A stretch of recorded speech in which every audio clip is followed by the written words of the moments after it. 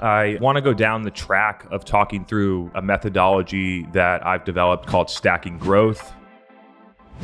Step one is pick a couple of channels and experiment. The question that I know people are going to ask from there is, how do I decide what channels to pick?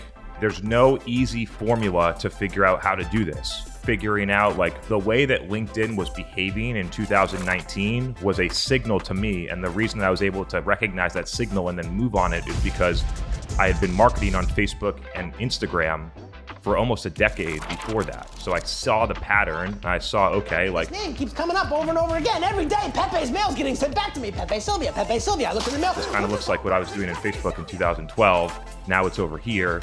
So, but the key is to figure out and prioritize a couple of channels and experiment to figure out, are they going to deliver?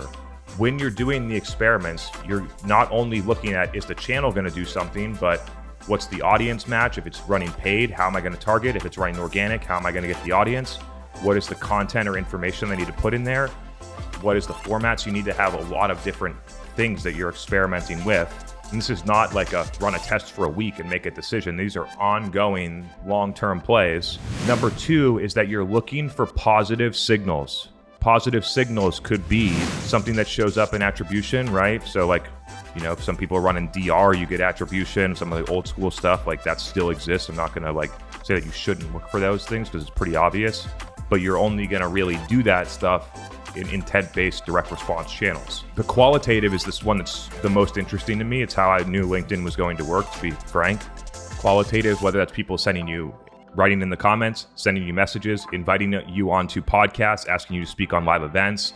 Those were the signals that I was getting within months of putting information on LinkedIn that was like, I'm putting this stuff out.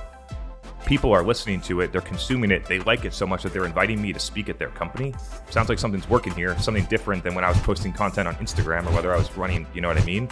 Looking for what are the positive signals, attribution software, qualitative. We use for paid channels, specifically LinkedIn, it's working really well, custom conversions to basically correlate how many people that are engaging, interacting, seeing the media and the ads are converting on demos with a 30-day attribution window, which is a good signal. Other things like that to get initial positive signals that are like signal to noise. I'm doing something and there's a positive signal coming out of it. There's something here we should keep exploring.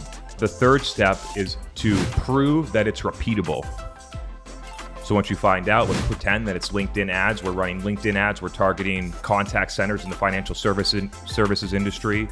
We're targeting those people. We're running LinkedIn ads with case studies and customer stories of successful financial services companies that have implemented this and got better results. We're getting some of the positive signals that, hey, like now we have custom conversions firing. When people are submitting the demos and we're asking, how did you hear about us? They're saying on LinkedIn, our sales team is saying like, hey, the people that are coming from LinkedIn are the most qualified. We're having great conversations. Can you deliver us more of those? Now you're getting the positive signals. Now you need to go out and run 2 or 3 or 4 more customer stories and prove that it's repeatable. So if you do more of it, are you getting more outcomes out? Not necessarily compounding or increasing results, but are you still getting a repeatable outcome as you do those things? Once you're getting that repeatable outcome, number 4 is to operationalize.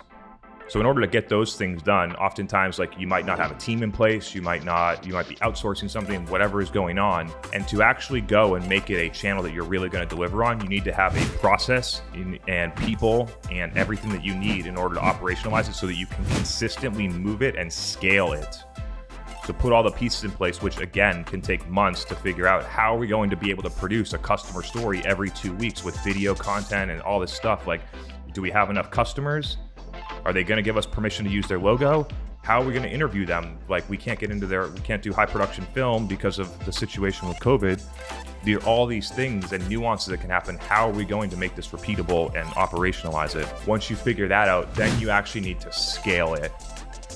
More volume, more spend. Like those types of things. In the paid example that I'm giving here, organic would be the same thing, right? When we started seeing things work on LinkedIn, posting 3 times a week, the first thing that I was figuring out is, how do I do this 7 times a day? Or 7 times a week, sorry. how do I do this 7 times a week? Or I'm going to push it and see if I did it multiple times a week, would it continue to grow? So in order to create that level of volume for the channel, you need a process, you need information, you need other things. So that is the 5-step process. And now I'm going to talk through, once you get to scale, you're going out and looking for what is the next thing going to be.